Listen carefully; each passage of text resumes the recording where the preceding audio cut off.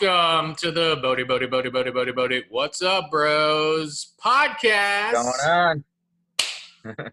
Over here is I'm my Bodhi man. Ray. That's Bodhi Ray, and this way is Bodhi John with a J. That beginning was my tribute to Buck Rogers in the 21st century.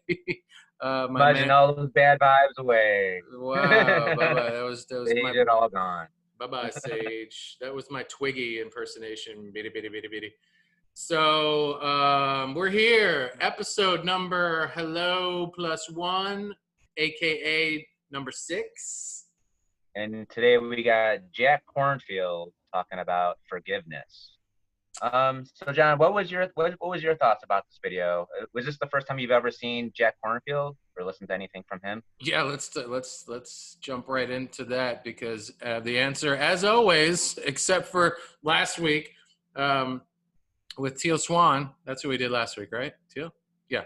Yeah. Every other person that we've done, all the 4 other episodes, I had no literature, no video, no audio experience with whatsoever, and Jack was the same for me. So when you proposed that, I was like, yes, another new adventure to embark upon. So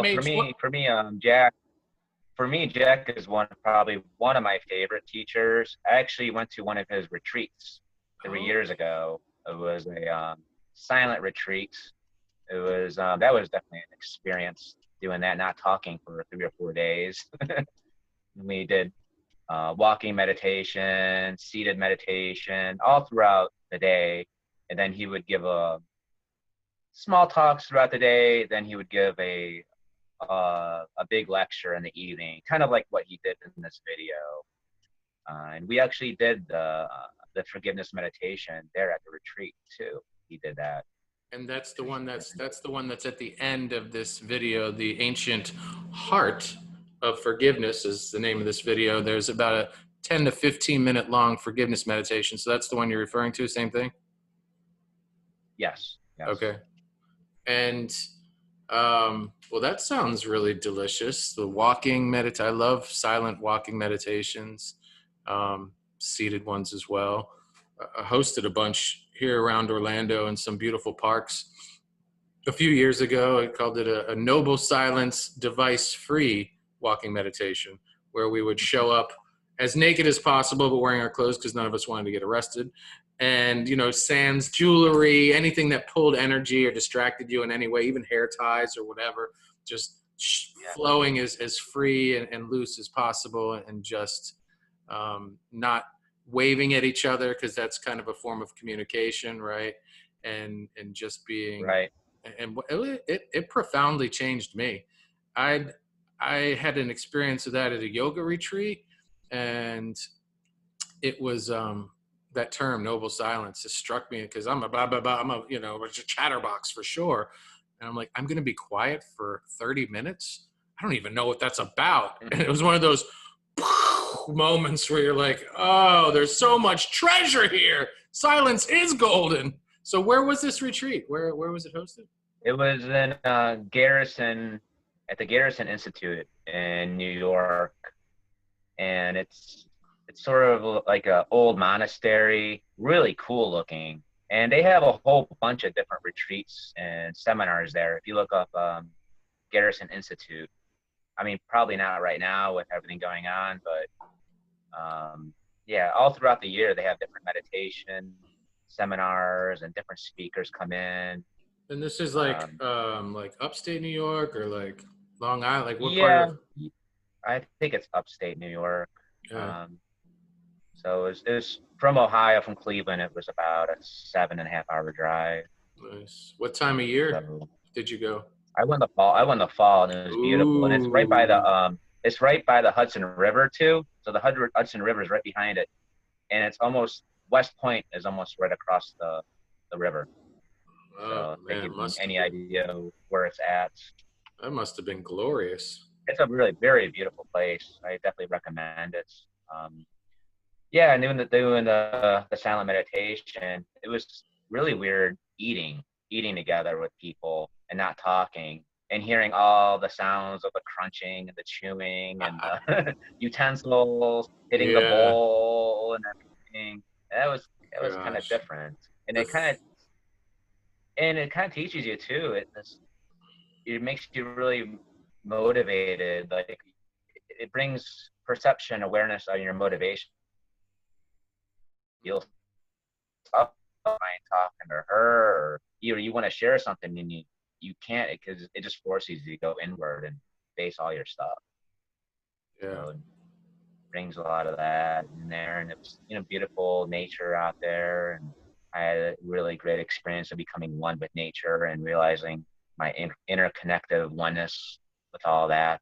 So it was a beautiful experience, and I love listening to Jack talk.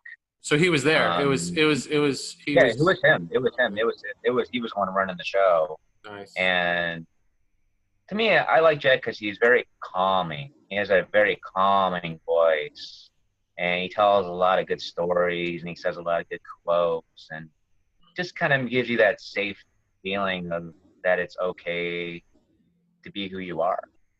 So He certainly had that quality. I would definitely echo that sentiment. It was reminding me of our first day with Eckhart, and just that kind just of, kind of, kind of some similarities of that. Yeah, yeah. there's some So similarities. how did you initially discover Jack? And this is a two-part question. And am I right in assuming that his teachings are founded mainly in Buddhism, because he was referring to that a lot? Like, what was your experience? He kind of is he's sort of a part of that Ram Dass group. Him and Ram Dass are really good friends, really good friends. So he does attend some of the Ram Dass retreats, usually the ones in the winter, because there's in Maui, there's usually a winter one, and then there's a spring one. I can never go to the winter one because of my job, but I know he goes there. So he's linked with that whole Be Here Now um, chain of Ram Dass group. Um, I know Jack Kornfield. He was a Buddhist monk, I believe, in Thailand or Vietnam. So he was an actual monk, and then he became I guess what you would call a lay serve. I don't know how you call that person, a regular fellow, not a monk, but all his teachings are kind of rooted in Buddhism, though. So, but he's also, I believe, he's a psychologist or a psychiatrist as well. Hmm. But he's been teaching, since like early '70s. So Jeez. he's been around for quite a while. So That's why I discovered him. I discovered him when I got into Ram Dass and then listening some of his videos, and I think it kind of just linked up suggestions. Check this guy out. So So before we dive into the video, I do want to backtrack for a second, because we seem to always forget one or two things that were really important for us to mention on a previous episode. I do love the way the threads of episodes 1, 2 through 5 have woven together, and it seems like synchronistically they're tying into each other really nicely and leading to the next part of the tapestry, if you will. And it was the last one, as Ray mentioned, was Teal Swan, kindness, the end to hostility. And I forgot to mention right. that, as we've discussed before, I take a one-word mantra for every year that ends up spilling into every 2 years. And for the last year and a half, it's been mindfulness. But for sure, next year, I mean, it's following me everywhere, and I'm seeing it everywhere. I'm hearing it everywhere. So kindness in 2021 will be my word for at least 1 year, probably 2. But yeah, and I'm actually super excited about that. Mindfulness has been a huge challenge, and I still have 6 months to rock it out and learn some things. I've gotten very frustrated with myself. I'm like, hey, you forgot your words, mindfulness. Like, have you made any progress? And in that breath and in that moment, I'm like, dude, do it now. Okay. Yeah. Mindfulness always, you start where you're at. Mindfulness is always just coming back to right now and being one with the moment, and that includes everything that you're feeling right now, whether without judgments. So yeah. And you were talking about eating and in the silence and everything. And that's one thing, that's one place that I could really make a lot of progress is because I inhale my food. I always have. It's like the survival thing. It's like circumstances that I grew up with. It's just like the meal comes and I eat it all before anyone else can get it or whatever. My traumas, yada, yada, yada. But my partner's always reminding me. She looks at me and she says, "Hey, eat in the most gentle way. Eat mindfully." And I try to slow myself down, but I always find that slow pace picking up again and going back to old habits. But when you eat mindfully, it's very transformative, man. And connecting with your food and maybe turning the TV off or your laptop off or whatever, and just eating, Yeah. it could be a really, really beautiful practice. So thank you for that reminder. And I will filter that into my challenge of my mindfulness practice for the rest of the year. I want to hear the thunderous noises of the silverware and the plates and the scrapings and stuff, because then I'll know that I'm doing good work. Right. Well, it's kind of weird. I feel like how all this stuff, like you said, it kind of links. Mindfulness is a form of kindness too, because you're being kind to yourself. And forgiveness is also linked to kindness. So they all kind of form together under that umbrella, I guess, of love, maybe. Sure. Awareness. And we scratched the surface. We scratched the surface of forgiveness in at least one or two of the last episodes. The last one for sure. Yeah. So that's why when I saw this, I was debating between Ralph Smart and Jack Kornfield, and then this one came up on YouTube and like forgiveness, and I remember we just talked about forgiveness. I'm like, well, that seems like a good thread to go from kindness to forgiveness. What will be next? Well, no. So I'm leaving it up to you or the audience. When the audience decides to chime in and give us some directives, that would be super, super awesome. But right now, Captain Ray is guiding the ship and has done so most expertly, I would say. So let's jump into this thing, man. I got 2 pages of notes. I know you got a full page as well, or 2, depending on the size of your, scribble pad. I'm ready. One quote that I really liked about this forgiveness, they said, is that forgiveness is giving up all hope for a better past. Yeah.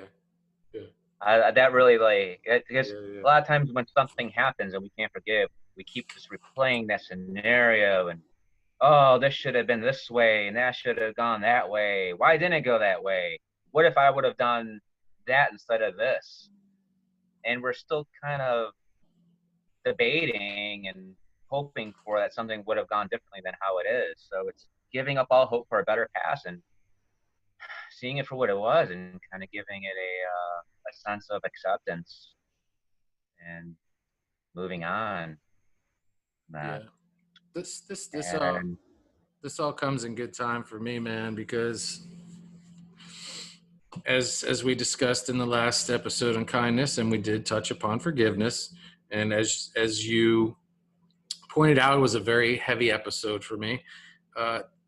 This is the territory that I need to most explore moving forward in my healing journey, because I'm carrying a lot of stuff that I don't need to carry, man. So it was really just great timing to hear him talk so softly about the things that I needed to hear most, and in a way that I hadn't experienced before. And jumping into the very beginning of the video, he said something along the lines of the potential to open our hearts is unbounded. So, right. And I experienced this. So he was ringing a familiar bell for me when I was that king of spiritual bypassing that we've rapped about before, and that theme that keeps coming up.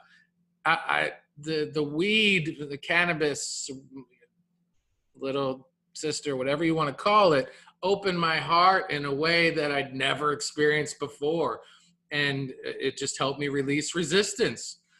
And I Right. made so many new friends, and I walked around town wearing tie-dye and rainbow socks, and I wasn't tripping acid or doing anything like that. It was just the weed, man.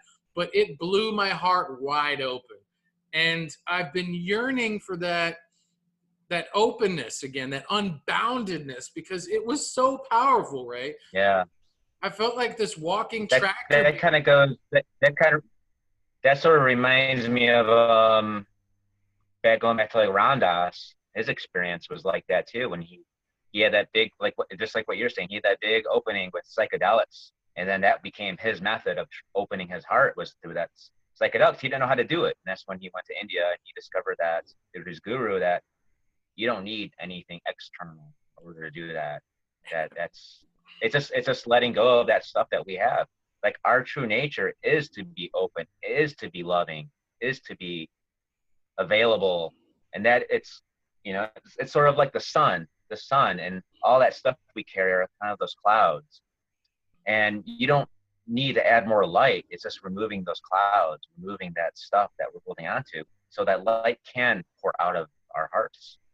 And that's oh man, thank you for saying that, because that started to play the right chords for me again, and the music started making sense, because I had so many beautiful teachers show up for me and say that would connect with me, and I'd tell them, yeah, I made peace with cannabis, and when I was younger it just made me paranoid. Now it makes me fearless, it makes me want to love everyone, and I've reconciled with my mom, and I love my dad and all this stuff, and I'm the king of love, and love, love, love, right? And they would say, like, hey John, you don't need that to connect to source Right. and to people. And I'm like, okay, what I do right now, and you're crazy, because Right. before it I didn't know how to do it. Now I know how. And when I didn't feel like I was connecting, I would just light up a joint, smoke a bowl, and be like, I'm back, I'm connecting again, I'm dancing like the wizard I am, I'm drumming like the madman that can't be stopped. And then as soon as the high would go away, so would that particular aspect of John with a J. And Right. it's been a hunt ever since, Ray, to um reclaim to, that to, glory. yeah, what I hate, going back to Ramdas, what he said, and I know this is a Jack Kornfield, but going back to Ramdas, what he said, what he discovered is that the game is not to get high, the game is to be free. Because he said that he was caught up and was like what you're saying. He thought he had to get high in order to like feel that, oh, that love and everything. So his game was, what he was trying to do was to get high and stay high. He's like, how do I get that high, that feeling of love, and hold on to it? And that's what he was trying to do. And he saw that, he realized that that was ignorant. That was not the right way. The game is to be free of those things that bring you down, not to try to like, you don't need something to get you high. You just need something to, like, kind of like a hot air balloon that's kind of tied with ropes to the ground. You don't need more helium. You just need to cut the ropes. The balloon will go up once you cut those ropes. Yep. And this, like I said, perfectly timed video, because I'd get frustrated. I'm like, I'm doing all this shadow work, I'm doing this and that, and I'm still not reclaiming anything remotely close to these feelings, or what am I missing, what am I missing? And lo and behold, here comes this video, but about a topic that I have so much resistance to, and it's forgiveness. And I'm like, oh, here he's gonna, tell me I need to let things go and I need to forget. But he tells us in a way that it's not black and white. There's so many layers to it. And that, as we touched upon last week, that makes so much sense to me and makes me release resistance to the topic of forgiveness, because there are levels to it. And Right. but that's not how I was brought up. That's not how I was programmed in any public school system or otherwise. None, It was none of us were. None of us were. We were always told, like, I think our parents would be like, okay, say you're sorry or forgive that. And it's like, okay, I forgive you. And it's like, and like, I know this sometimes too is going back to how it's a process. Sometimes you think you forgave somebody and you think like, okay, I'm finally done with that. It's over. It's in the past. I moved on. And then you hit a trigger. Maybe somebody that person, you see them out with somebody else, or you hear something about them, something that they're successful, or something triggers you, and it brings back that tightness, that feeling. You're like, why do I still feel that way? I thought I forgave them. Mm-hmm. And maybe there's still a little bit left. You know, it still needs to be released that you're holding on to, that you wouldn't have known unless you were triggered. And So, that perfect, because thank you again, Bodhi Ray, because my next thought was building upon the first thing that we're discussing about the video about the unbounded heart, was that during this time of spiritual bypassing and heart explosive connection also came those really, really dark things and people and challenges. And I didn't know what to do with those at the time, except push them away. I didn't recognize them as a part of me. I didn't accept them as a part of me. I didn't love them because it didn't meet my positively perpetual agenda. And it wasn't all love, light, and laughter. That was like darkness and not good, or just skip blah, blah, blah, blah, blah. So my challenge has been my heart shrivel. He uses that analogy, shriveling up like a walnut, yeah. and I feel like that's over the last few years, after realizing where I was and where the weed journey took me and the spiritual opening of my home and my heart and into the community, and how it was too much because I didn't understand it all, and I didn't really appreciate it all the way I can sit here today and go, man, now I understand more, and that it's all good. It's not just a happy, fun love, and that's where I Right. focus. It's the sad, depressing, angry is good too. They're all, human emotions. And Right. so when we were talking about kindness last week, and now it spills into forgiveness, that it's such a beautiful recipe, an elixir, a concoction of helping me to start to breathe easier again. Definitely. It's And making sense for me. It's making sense. right. And what he said too about forgiveness is that it's not quick. It's not condoning what happened. Just because you're forgiving doesn't mean you're allowing.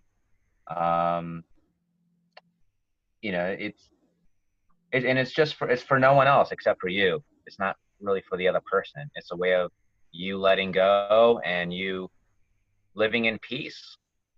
Because unless you really forgive, you're never really going to be in peace. Yeah, he said forgiveness is not for the other. Exactly. That's that. I loved this video because it was much like a lot of the other ones that you have chosen. It's just giving me I use this phrase, these permission sets, just like, shoulders slump back, breathe easier, and like, okay, it's okay to feel this way, or this is another way to think about this or approach this within myself and with others. And he said, you have the freedom to choose your spirit. Yeah. It's that free will, like with the kindness. Teal said you have the free will to choose to be kind.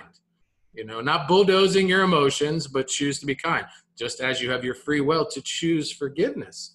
And I was just stubborn, I think, with forgiveness, because I'm like, I'm not forgiving these people that fucked me up, and I got stuck in that victim mentality. And that's okay too, to be there, because we are, all of us, victims to one degree or another, and we have to deal with it the way we have to deal with it.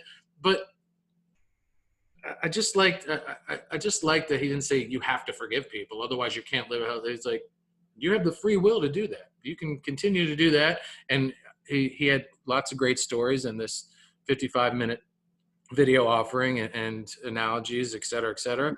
And one of them was about the prisoner that leaves the camp and says, have you forgiven your captors? And he said, no, I'll never forgive them. And he's like, well, you essentially taken the prison with you then. Yeah, you're still in prison then. They still have you then. Right. And They're on the beach. So it's like, yeah. So it's, that person that you haven't forgiven still has power over you. And sometimes it sucks feeling that way. And you kind of have to acknowledge it and bring acceptance to it. I also really love that story he told about the 14-year-old who killed a woman's son, part of that gang initiation. Yeah. And yeah, that was pretty deep. That was pretty emotional. And she says to him in court, "I'm gonna kill you." And then she ends up visiting him, giving him food, giving him money, visiting him the whole time he was in prison. And then when he got out, got him a job, let him live in a spare bedroom at her place. And then how it came full circle is that she said that, remember, he told him, remember I said I was going to kill you. He's like, yeah. He's like, I did. I In your did kill you. in your I killed that sleep. No, I'm just kidding. person. Welcome to my house. Gotcha, sucker. Right. No. Gotcha. Playing the That's long game there. well, yeah, when you're listening to the story, you start to think that too, like, oh, she's bringing him into the house, and he's all like, man, this woman's crazy, and then she's like, I'm crazy. Have some cookies. No, but go ahead, finish the story. Yeah, yeah. But just saying that, and he tells her, hey, remember that when I said that in the courtroom that I was gonna kill you, and he's like, yeah. He's like, well, I did. That person, that 14-year-old that killed my son, I killed that person with loving kindness and through forgiveness. And that's how we bring upon that change is, she killed him with love. She killed that person that wannabe gang member, that person who was seeking that approval of others by committing such a terrible crime. So very powerful story. Yep, I had heard a similar story before. It was a little different. I thought it was the same one at first, but it was a little different. And yeah, it it goes to show you, man, like just being kind to people, genuinely kind, and unboundedly opening your heart can change the world, man. I mean, if a mother who loses her son to a child that knew no better, or it was a cold-blooded murder, as she called it, whatever, and then can take this person in as her own son and love him in a similar way, like that's just a whole nother level. And Yeah, for sure. and with what I shared with you about opening my heart and all the stuff that came in and people that challenged me in ways I wasn't ready for, and my heart goes out to them now, and I need to learn to forgive myself. That none of us are perfect or ever can be perfect, but I beat myself up for a long time, saying, man, I wasn't a community leader enough. I wasn't open enough. I wasn't loving enough to all the people. I wasn't. But I mean, I just share with anybody that I have been fortunate enough to grace on this path of life, that um, we can keep going, and I'm still going, and I look forward to the next time we get to dance and we can look into each other's eyes and see how hopefully we've both changed in ways that make the world a more loving place. I know I'll never stop in that pursuit, man. And that's why I love you, Ray, man, is your commitment to self betterment, awareness. And that's why, when I met you, I was like, this is a good guy, man. That is really dedicated to just perpetuating peace in himself and in others, and in growing in the most beautiful ways. So yeah, man. Thank you. Thank you. And as I said and share with you, you are always welcome in my heart, man. I mean that. Thanks. And in these last 2 weeks, I'm learning what that phrase that I came up with means to me, what it meant to me, and what it means to me in new ways now too. Right. And really in more genuine ways and deep and lasting ways, versus those unsustainable spiritual bypassing ways. But Yeah, a more realistic approach yeah, to loving, and not some lovey-dovey or have some super high expectation that we all have to be like super Jesus, Buddha, Oh my 24 God. hours a day. So he says that we have that forgiveness is a deep work of the heart. It is not sentimental. No. Forgiveness is a deep work of the heart. So start with I that. was thinking too. I was thinking too, is like, how come sometimes why do we have a trouble actually forgiving? And I kind of contemplate this, is I think sometimes we keep our hate as a barrier. It's almost like I have to hate that. I can't forgive that person. I have to keep this wall of hate up, because if I don't have that wall of hate up, I'll end up loving them. And if I have to love them, then it's going to make me vulnerable. So I think we kind of keep this, we hold on to this hate as a kind of like a protection, as an armor against somebody who hurt us. That's why we have a problem. I think sometimes forgiving is, if we let that hate, we let go of that hate, we're forced to love them, and we're afraid that we're going to like open ourselves back up. And I think that sometimes there's a fear of the re-experiencing that same pain, that same hurt that we had through them. Sometimes it's, so I think sometimes it's that forgiveness is tough because we don't want to be vulnerable. We think it's weak to forgive sometimes. But it's not. Forgiveness is one of the strongest things you could ever do, and it's not for the weak. It's tough. It's making yourself vulnerable. It's open. It's almost opening yourself back up again, but in a different way though. At least I think that's what the ego sees it as, is making yourself vulnerable again to re-experiencing that pain. But it's kind of a lie though. I think it's kind of an illusion of the ego to not let go of that hurt, not let go of that pain for the fear of being hurt again. So we have to hold. So we think we have to hold on to it. He makes reference to, I don't know if it was a specific quote, but I did see one today, and I almost wrote it down, but I said, I'll talk about it. People could look it up, or they probably, some folks are probably already aware of it. But Nelson Mandela has a few, if not many, that I'm unaware of, quotes about this very specific subject, and not carrying that hate with him, and that being able to find ways to let go, if you will. And he had, as Jack said, every right to be as angry and as hurt as he was for as long as he was incarcerated and all that stuff. So, yeah, man, it's. I think I think that goes to when he talked about the 12 principles of Yes. forgiveness. I think Yeah. that would actually probably go um, being loyal to your pain. That was number I'd 4. see that. Yes. Yeah, no, if you were to, I know we're jumping, No, no, but let's yeah, jump. but being loyal to your suffering is, sometimes we carry that story of, I'm somebody that was abandoned. I'm somebody that was whatever, wrong.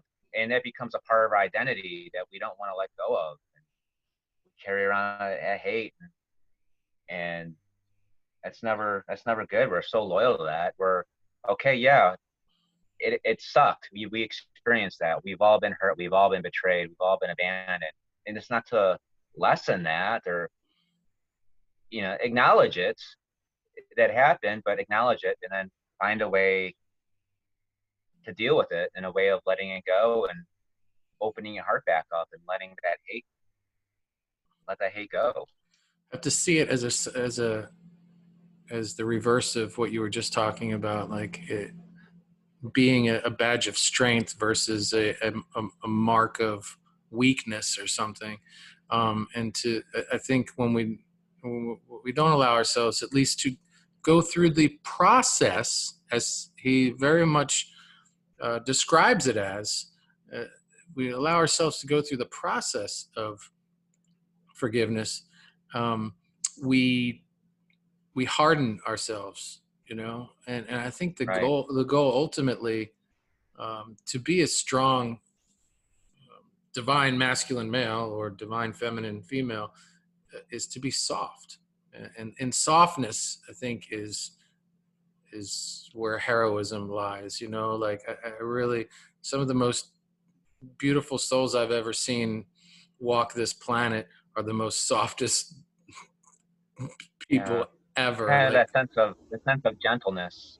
It's yeah, like a gentle strength like that. Kind of reminds me of I don't know, was it Bruce Lee? I know some of it is in Taoism. It talks about water. How water is gentle, but water could be a powerful force too. yeah, Be I like love, water.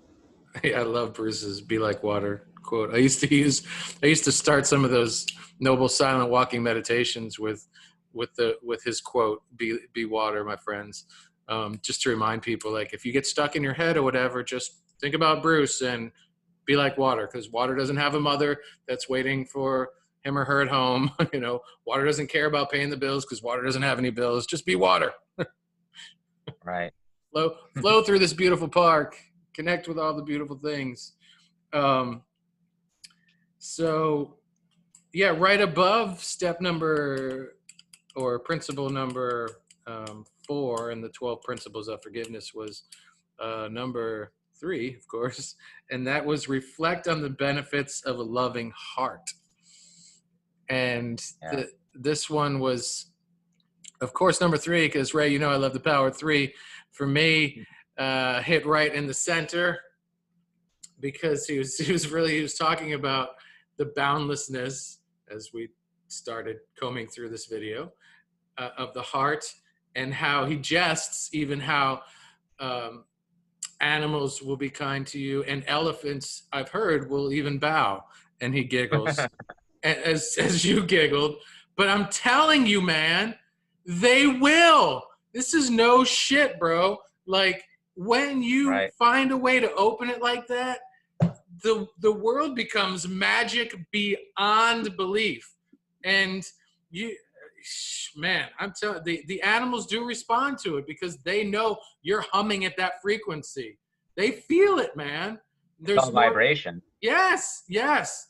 And man, dude, when I was wide open and smoking and token, the hawks flew closer. It's like they were ready to land on my shoulder. You know, the butterflies would, like, you know, sit on my forehead, you know, my third eye, and be like, and people were like, whoa. And I'm like, yeah, this happens every day. This doesn't happen to you. Like, what are you talking about? Right. And Right. the hawks don't fly close anymore, Ray. The butterflies, I think are scared of me. It's because I turned my heart back into a walnut, man, because I was scared, because Right. I thought I figured out the way, but it was just another chapter to get me to today. And Right.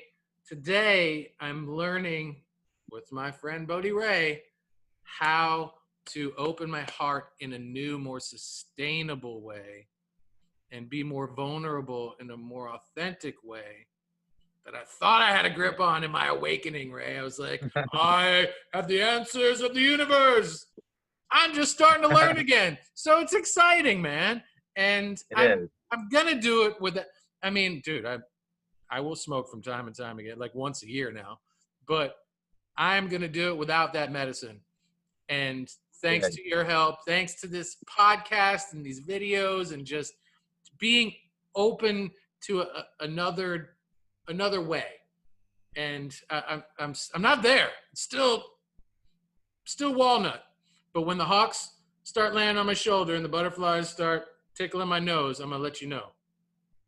I think if you could sum that up too, it's learning to accept who you are as you are in the moment and not judging yourself whether you feel your heart is open or if it's closed like a walnut, and being okay, my heart is closed right now.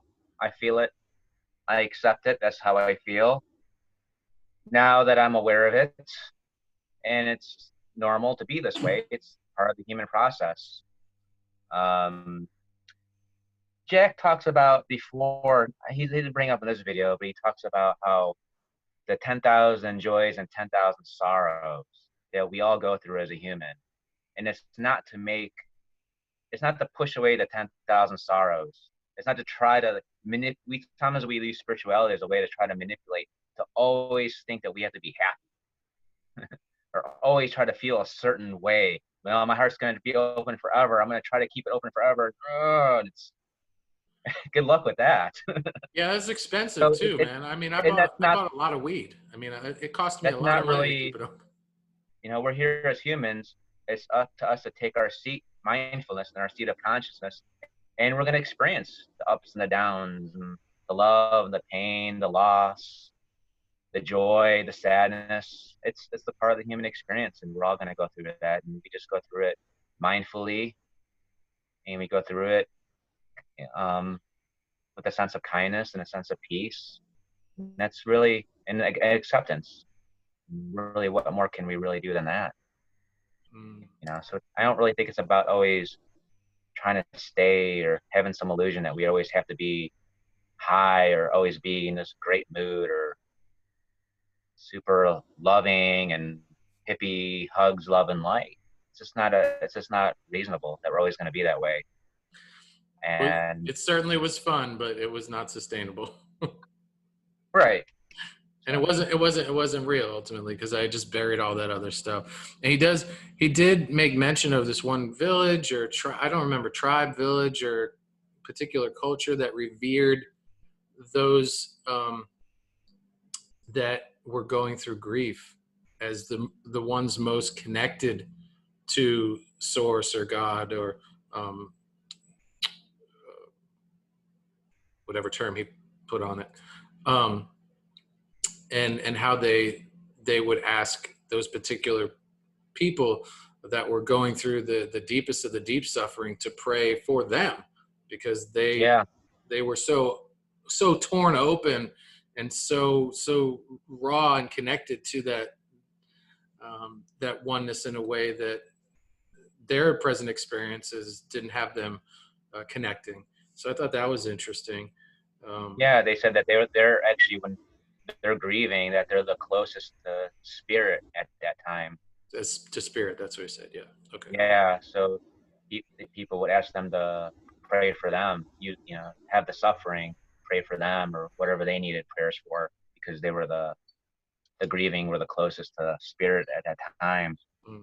But yeah, that's pretty interesting. I never heard that before.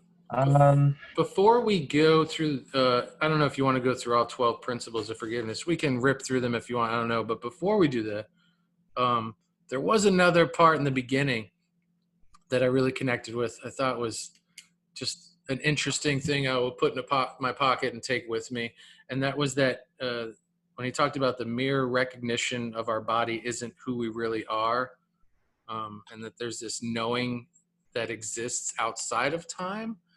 And when he was talking about how we start to age and our hair starts to recede and we start to get our wrinkles and stuff, we look at this person in the mirror, but inside we still feel young or we still feel the same. And I really, I don't know, I adored that concept, just the imagery of it and the feeling of it. And I didn't sit with it too long, but I was like, "Oh, I'm going to take this with me and revisit this because I like this." yeah, that there's a part of us that's unchanging, that Yeah. awareness within us and how we see each other, and it's always there, and it kind of gives us um, a shift in perspective of not identifying with the body totally or with our age or with the concept of ourselves, and seeing the changes going on, but also seeing how that part of us that has never changed, and Mm, bringing our awareness to that. yeah. What is that? Who is that? And it really gives you that sense of that you are everlasting, right? Yeah, kind of That even though brings you're you in touch with that mystery.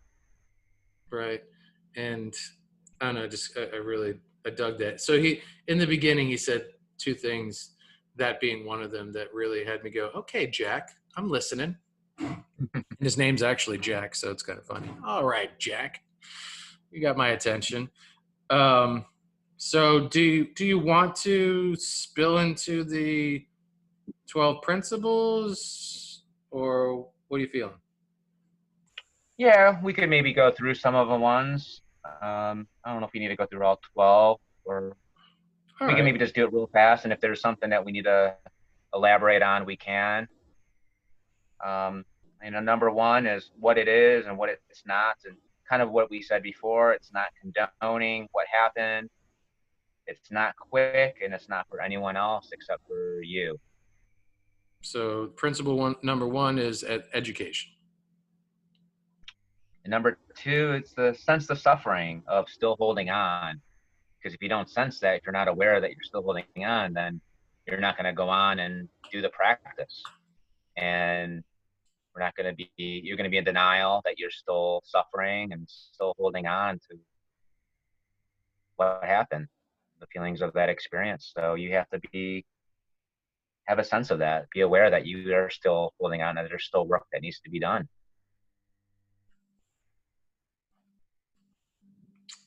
We Um, we already went over 3 and 4, but we can briefly touch on that again. 3 was reflect on the benefits of a loving heart when the elephants bow to you. 4 was not necessary. It's not necessary to be loyal to your suffering, that Ray touched upon already. number Yeah. Number five, that it's a process. It's not going to be, for most of us, it's not just a simple saying, I forgive you one time. It takes time. Like we said before, it's sometimes it comes in layers. And there's been times where I thought that I forgave somebody and I think, oh, okay, I'm done with that. I moved on. And then something reminds you of that and it triggers that pain is still there. You're still holding on. And sometimes it's tough to acknowledge that because it feels like almost all parts of you, 95% of you is moving forward, but there's that little 5% that's still that, why did it have to be that way? So, and I think that kind of comes back down to is self-kindness and being gentle with yourself and telling yourself that it's okay that it's still there, because pretending that it's not is not going to make it go away on its own. Number six is set the intention. Um, you have to have the intention that you really want to be done with this and you really want to forgive. If you don't have the intention, then you're really not going anywhere. You got to set the direction. You got to set the compass. You got to point the arrow in the right direction of moving forward and being done. And again, Okay. making it for you, not for the other. Otherwise, Right. otherwise it does. You're not forgiving for someone else's benefit. You're forgiving for you. Otherwise, like same thing going to therapy. You don't go to therapy because your mom wants you to go to therapy, or you're the court says you have to go to therapy. Well, I guess you would have to, but you go because you want to go. Otherwise, you're not going to get the most out of it. It's not going to be Right. lasting or real. Yeah. Yeah. So I think that comes intent, and that comes a lot of it comes to loving yourself and wanting that. Well, and that brings Um, us to the one I had questions of, number 7. Maybe you can give me some insight. I put 3 question marks next to this because I don't know if I grasped this one. Yeah, that was a little bit tricky one. I don't really remember if he really expounded on that. He just said learn the inner and outer forms. I think that means the way I interpret it is having like the practice. I think maybe like the meditation at the end, the 3 directions of forgiveness, forgiving yourself, forgiving others, forgiving hurting others. So I think it's just realizing self forgiveness and forgiveness of other. I think that's oh, what it okay. meant. I, I, I I'm think not. I'm not 100% sure though. That's what it I meant. think you could be right. So the directions are the inner and outer form. So inner would be forgiving yourself. The outer form would be the forgiving someone that's hurt you or someone you have hurt. Those are the outer, right? Right. Okay, Yeah, that I yeah, think that's that makes sense. Okay. okay. And then you do a really good Uh, job of this, with me, and I'm sure in your life. And number 8 is starting with wherever you are. Um, well, actually, it says for mindfulness, start where you're at. But he said with forgiveness, doing this is start the easiest way. So it's almost kind of like Ram Dass's practice. Is you start with who can you open your heart up the easiest to. So you kind of practice that, and loving that person could be a pet, could be a parent, could be somebody religious or spiritual, whatever opens your heart up the easiest. And then you go down the line. You start with easiest, then you go to somebody who's neutral, um, whatever, maybe a coworker or just some friends. Um, and then once you do that, you go to that, you save that person or that situation that's the hardest for you to open your heart up to, or the hardest where you still have to forgive, and you face them. And that's when you said how your heart, at one point your heart was huge and open, now it's just tight, and you're like, oh, and you feel that. You feel like how you went from open and open to that closed. that can't be good for the body either, if you think about it. It really, I wonder if certain certain things like this lead to like heart disease. I don't know, man. We're talking about shriveled up walnuts and like this and that. That doesn't feel like a healthy heart, man. It feels like as humans we're meant, and that's, I'm not being like super critical on myself or others in that way. I'm just saying maybe the heart works better, breathes easier, we put less strain on it when we open Of it up course, wider. Right. of course, but this is a way to get rid of, because that thing that closes your heart at the end, just because you're doing the practice, you're just bringing your awareness to the fact that it does make your heart close. So that let's say that person that hurt you, your heart's going to be closed to that person regardless of whether you're doing the practice or not. So this is a way of seeing how it sort of gives you that perspective of how closed your heart is based on how open it was with the previous people. So it gives you that, like, wow, my heart's really close. Feel how close my heart is to this person compared to my dog or my daughter or brother. You know what? I don't really want to feel this way. And that gives you the choice to be like, you know what? I don't really want this anymore. I want to do something about it. I don't want my Yes. heart to feel like this. Yes. Why can't I feel the same way about this person as I do my mom or whatever, my best friend? You know what? I think that kind of sets that intention. That it goes back to that intention part. Is I don't want to feel that way. I don't want to hold on to this hurt. I don't want my heart to be closed. So you know what? I'm gonna make that free will choice, and I'm gonna do something about it. Uh, And I loved that part. That's the way, after the meditation at the end, that's the way he ended it by saying, um, and at this point, you assess the work left in your heart. So how you want, you'll be able to feel into the things that you were just mentioning and stuff, and deciding where you want to take it from here. There's no right or wrong. It's like you assess what, what's left in your heart, or what's open in your heart. right. And I think, and I think that practice is just showing you, just giving you that perspective, of how it feels to have an open heart versus one that's closed, and giving you that option or showing you, okay, yeah, I don't want that. Mm. So number 9 is must be willing to grieve, must be willing to go through the process. And that's something that every single person has done. We've all dealt with grief, and it sucks. And it kind of goes back to what that one original quote is, giving up all hope for a better past. Because, when we grieve, we think, why couldn't have that happened instead? Or we think, maybe I could have done something differently, and we bargain. So, but we have to go through it. We have to feel it, and feel everything. It's tough. It's tough for all of us. So So, recently shared one of those meme thingies online. It was, I sat with my anger long enough until she told me her real name was grief. Mm, that's good. I like that. Um, what's next? Number 10 is body trauma and working with the emotions. And that's something that me and you, I know a lot about doing completion process is doing trauma work and letting that stuff go. I also think too, I think sometimes we can't forgive somebody because sometimes we project that trauma onto the person that we can't forgive. And sometimes it's not really, your forgiveness isn't really with that person. Your forgiveness is really that stuff that's buried in you that you never really dealt with. And that person Yes. is bringing that on, is triggering you. And that's why you can't forgive that person, is because it has really nothing to do with that actual being, that actual person. It has to do with that stuff.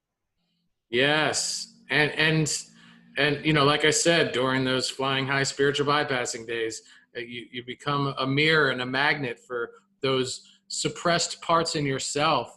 And when those people show up, you're like, bad person, run away. And you're like, and it really is just projections of what you've buried inside yourself. And like, ultimately you could have been the closest of brothers and sisters with these people that have shown up to show you yourself and what you have Right. inside of you, but you've pushed them away with your traumatic projections. And gosh, I loved it. It made me a Jack fan when he hit number 10, man, because of our personal experience with somatic work and stuff like that. And then he also, and I'll put this in the comments below the in the description of the YouTube video or podcast, wherever you're listening, streaming, etc. He referenced a book that I love that my partner strongly recommends, and she is a doctor of psychology. Waking the Tiger. I never heard of it. It's a great book, and I was like, all right, Jack, you got another vote from John with a J. I just love that he, with the discussion of forgiveness, a topic that I have so much resistance to, number 10 was, I just love that he mentions, so, you know, when you're going through this thing of forgiveness and working with your heart and opening up and this and that, and he just says it very casually, there may be some healing there that you have to do. And Right. it may be that probabilities are that there's going to be something that you run into. And that it's going to be paramount that you address those things in order to fully give yourself the opportunity to forgive and hit another layer. Right. I really just like that it wasn't black and white. You know, that's what I And was. also too, what he said about that too is most of the stories in our head are reruns. Yes. A lot of stuff we think, a lot of our same thoughts are the same thoughts we had yesterday and the day before. And I'm sure as some people, you know, you deal with a traumatic experience, sometimes it's tough to get that out of your head. Keep replaying those same scenarios over and over. It's just, it's like, oh, Maybe it really. maybe that's where this gesture comes from. Right. When Yeah. they say we're crazy, you know, we're crazy. And for those of you not watching and listening, I'm doing that index finger around the ear, circular motion thing. I don't know. I have to look. I'm kind of curious. I want to look up the origins of where that came from. Maybe that's very Yeah. much it right there. I don't know, because as you're saying it, that's what I'm seeing and feeling. Playing the rerun over and over and over again just makes us feel nuts. Yeah. Let's get those thoughts that are stuck in our head. Number 11 was a shift in identity. I'm not exactly sure what. I'm guessing that means a shift in identity from our small sense of self to maybe more of a widening our perspective of who we really are. Like kind of even going back to that part of us that has never changed. Seeing that part of us that is just awareness, just love, and not bypassing those feelings at all, but just seeing it maybe from a different perspective of identity, from perhaps our higher self looking down at it and using that wisdom. I think So I don't know what else you have written down about that. no, I didn't write down anything. I just wrote shift of identity, and I was like, I think Ray's going to be able to cover that one well. And you did, because I think that's all, because he was talking about the eye. I forgot the specific example that he was referencing, but yeah, I think you just knocked it out of the park. Sounds good to me. And the last one was perspective. And I think perspective too is seeing that we all deal with this stuff. We've all been betrayed. We've all been hurt. We've all been abandoned, at least at some level. And, it's not just my pain, it's our pain. It's the pain, it's the way of the human experience. We all go through this stuff and we're all working on our stuff. We're all trying to, well, I guess another quote is, he didn't say that, but I think they say that we all deal with everything. Everyone's dealing with everything on their level of consciousness. So, the bad person who we say is bad does not want to be a bad person. They're just hurt and they're dealing with their hurt the best way they can. And maybe it's not the wisest way, the most enlightened way, but we all deal with this stuff. We're all hurt in some way. We're all suffering in some way. And kind of give us that perspective that it's something all of us go through as a human. And maybe that can kind of make you feel less shameful about having this, maybe less judgmental. Man, I've learned the hard way, man, as you've witnessed through some of my stories of the past and maybe today on the podcast, man. Like, I was the guy with all the answers, brother. I met those bad people that were probably in a much better place and were much more spiritually, emotionally healthy than I was, because they were expressing these things, these real things, and I was suppressing Right. them. And really, man, like, shame on me for, but thanking you and Jack for bringing light to this perspective of, we all are where we're at, and perspective is a very, very important thing to consider in all of our meetings with all beings, for sure. Right. Coming from a guy that, remember, folks, used to have all the answers, had them all. You'd come to me. I'll teach you how to lose weight. I'll teach you how to fly higher than the clouds. Selling that snake oil. That I actually didn't think was snake oil. I actually thought I had all the answers. But anyway, oh boy, was I mistaken? Oh man, I'm so happy to be in this seat on the other side of the country, sharing this time and space with you, Bodhi Ray. I do have yes, you are very welcome, and 1,000 thanks to you. I do have a favorite part. Can I share my favorite part of this whole video? Of course. Okay. It comes toward the end. I think I know what you're going to say. Where he's talking about, just won't tell the whole story about the monks and all the monks that were murdered. Right. And then there's this one left, and there's 25,000 people show up when they didn't know if any people would show up, because it came with, if you show up for this, this meditation or whatever it was, that you will be killed. And they went around ringing the bell, and 25,000 people said, fuck it. We're ready to hear the Dharma again and feel the word and open our hearts. Okay.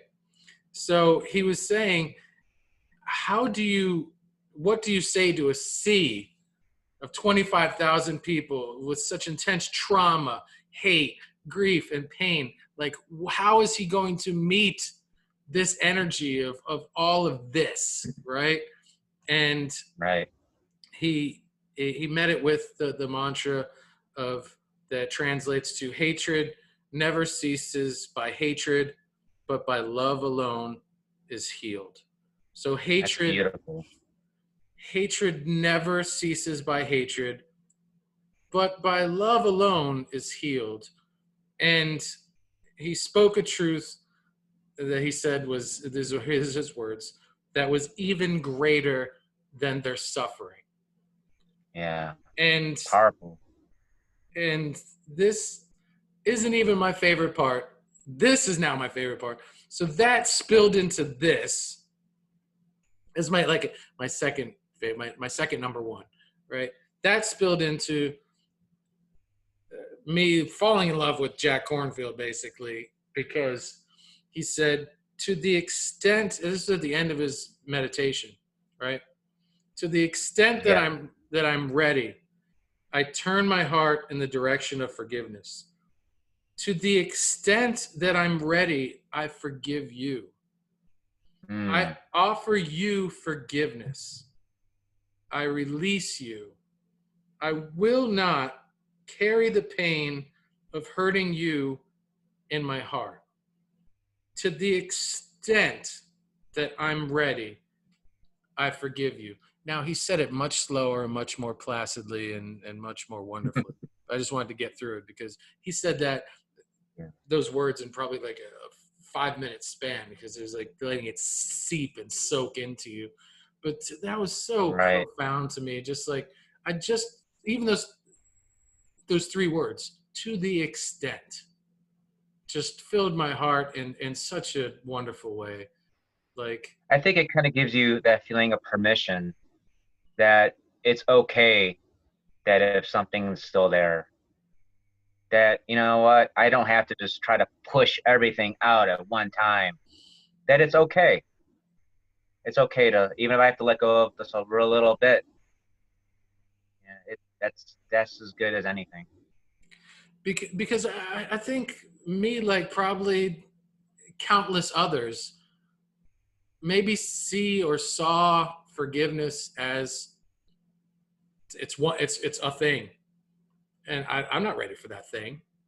I'm not ready for that ultimate letting go of, and so Right. you don't do it, and you continue to hold on. But to know that there's so many layers, and it's such a process. It's not just a decision. I forgive you. It's over. Done. Like that never made sense to me. I couldn't feel that in my walnut heart. I couldn't feel it, man. Right. I couldn't even understand that. But this whole Or you kind of, video, or you kind of forgive it out of a feeling of obligation. yes, yes, people saying she's your only you only have one mother, and like guilt, not just obligation but also guilt, and then you're like, okay, I'll be a good son, I'll forgive my mother, and it's not real, it's just words, and just as I'm saying it right now, it just doesn't, it looks off-putting. So yeah, man, this video just But really, did you actually do the meditation in it? I didn't because I was studying and but I certainly have bookmarked it for going back and doing it because he was kind of There's a he, there's a separate there's a separate video of just that part too on YouTube of just the oh meditation. oh yeah, if you send me the link I'll include that in our description. That'd be great. Okay. You write that down, It's make a sure we have. great meditation. It's the three directions of forgiveness. So it starts, I believe, forgiving yourself for hurting others, then forgiving yourself for hurting yourself, which that for me really that one kind of really came to me because I felt a lot of that I've held on to is I've realized that there was many ways that I have betrayed and abandoned myself in my relationships. And I've had boundaries that I've not acknowledged and broken. So that to me that one was the hardest, was forgiving myself. And then third it was um, forgiving others for hurting me and allowing that. So it's pretty profound. And I believe he said that, I want to say the monks, he was told to do that a couple times a day for for 6 months, Yeah, something like that. So it's a really good practice to allow yourself to do that. And it's something easy you could do on your own once you know that. yeah, he But looked like he was actually doing it during him administering it. Like he was allowing himself to experience it as well, and you can see how Yeah. genuinely it was affecting him, um, in his Yeah. breath, and in his body posture. And yeah, I was like, yeah, this is an easy practice. I mean, maybe not easy as far as bringing yourself to doing it or whatever, but it's something, as you said, is certainly something that's accessible to everyone once they. It's a very practical Yeah, way of doing that, because sometimes we actually need a practice, an actual practice in order to forgive. Because sometimes we don't know how to forgive. Okay, I, I feel this pain. How do I go about it? Well, here's a practice you can do whenever you want, and make this a routine. Maybe if it's, even if it's once a week or once a month, spend a day and just do this. And I know sometimes too, you'll be surprised what comes up, because sometimes you are holding on to stuff that you're not really know that you are. So when you're setting your intent, okay, I'm going to forgive people that I've hurt, and the way he goes about it, and I acknowledge this and I let it come up, you may think like, oh yeah, a memory might come up in your mind, kind of like how we do with the completion process. A memory might bubble up. Oh yeah, there was somebody that I hurt back maybe in the 6th grade. Okay, I see that I'm still holding on to that. I think it's a really good practice to do. I think it's something that it's easy to remember how to do this. It's easy, but it's difficult at the same time. You know what I mean? I do. So, You know what I almost forgot, because I was just about to say, are you ready to wrap this up? oh, That is correct, sir. Ray is holding up a deck of cards for those of you not able to watch but are listening.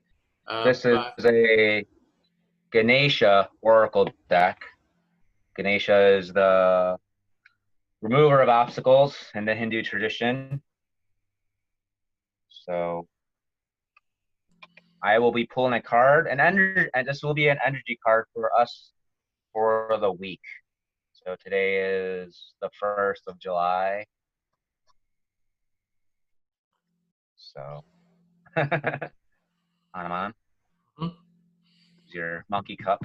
I had the elephant cup earlier, actually. I was drinking tea out of my elephant cup. So maybe this is the card that leads us to next week's. Oh, wow. Look at this. Joy. Joy. I think that's something that we all need, is some joy, especially how difficult this year has been for all of us. Can I see the So I card? will. Can you show? You Can want to see the you? card? Yeah, I want to see it again. So joy, lift it up a little higher. What no? I can't make out what number it is. It's a beautiful card, though. What number is it? 47. Number 47. I was So born in I'll do a. 74, and next year I will be 47. All right, here we go. It'll be a All year, right, all right. year of joy coming up. Joy happens when the heart and the soul unite. This union is to achieve expansion for a greater good related to your divine path. Joy can create in you a sense of contentment, acceptance, and serenity. Through this card, Ganesha acknowledges your stress and exhaustion as you work to adapt to new patterns of behavior and release your old stories. So I'm just going to leave it as that. I think that's really good. Releasing old stories. Forgiveness is a way of releasing old stories. Hell to the yes. Thanks. So, and I guess a way you could look at it this way is forgiveness brings joy. I, So, I think the phrase releasing old stories is going to stick with me for the next several weeks for sure. right. And maybe that's what true liberation really is just being who you are in the moment without carrying your story, that story of me. I'm the one who got hurt. I'm the one who was betrayed. And we carry that into the present moment. And then we filter our present moments through this screen of me, which includes our pain, our trauma. And then we carry that, looking into the future of what we want. So I just think true liberation is just having that being in the moment without your story. Who would you be without your story? Mm. Just be, you know, Know thyself. something to contemplate. So Well, Bodhi Ray, are you ready to wrap it up for the day? yes, I am. So let us know if there's anyone that you want us to review. Any suggestions? Leave them in the comments. So Bodhi John with the J. Bodhi Ray, I've got nothing else to say except immeasurable thanks to everyone listening, watching, paying attention, liking, loving, sharing, all that grand stuff. We appreciate all your efforts and all of your energy and enthusiasm, and can't wait to continue to do this over and over and over again. Ray, let me just say to you, I'm just excited about continuing to learn every week. It feels like such a gift. If only 3 people ever watch any of these episodes, to me, it's a boundless treasure to be able to be open to these new teachings and these new teachers, and to hear your stories and to be able to express and reflect upon my own. So it's all good to golden in this book. It's all good. All right, brother, till next we dance again. We will end in 3, 2, 5.